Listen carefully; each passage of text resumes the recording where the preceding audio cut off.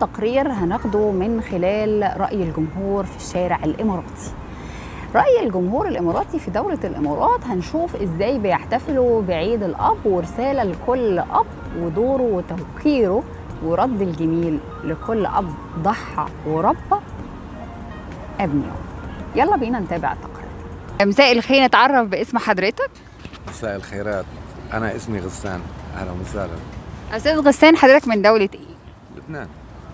أستاذ غسان، قول لي إيه رأيك في تخصيص يوم الاحتفال بعيد الأب؟ فكرة مش بطالة. لا فكرة ممتازة، حتى تكون متساوية ما بين الأب والأم. تمام. أوكي. والأشخاص اللي زي مثلا بعمري أنا وعندي العيلة موجودة معي هون، بيهتموا باليوم هذا مثل ما بيهتموا بيوم الأم. ففكرة مش بطالة أبدا، وفكرة كتير حلوة.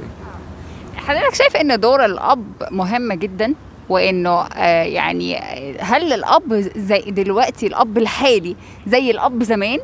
نفس المبادئ والقيم اللي بيرسخها اولاده هي بتاعت زمان، ولا اختلف الجيل عن جيل؟ لا، اختلف الجيل عن جيل. هلا الاب يوازي وجود الام.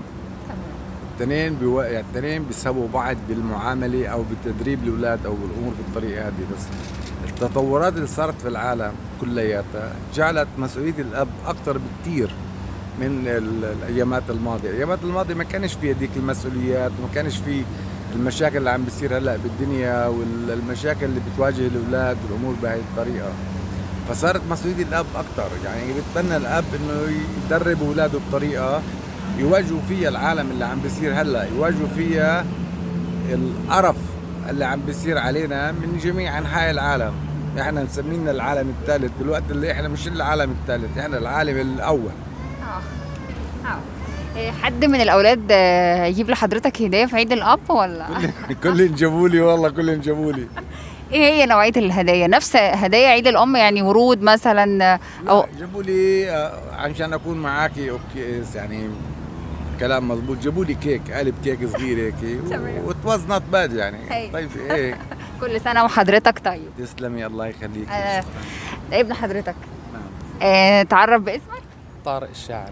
استاذ طارق، قول لي جبت ايه لبابا في عيد الاب؟ اشتركنا بحق الكيك.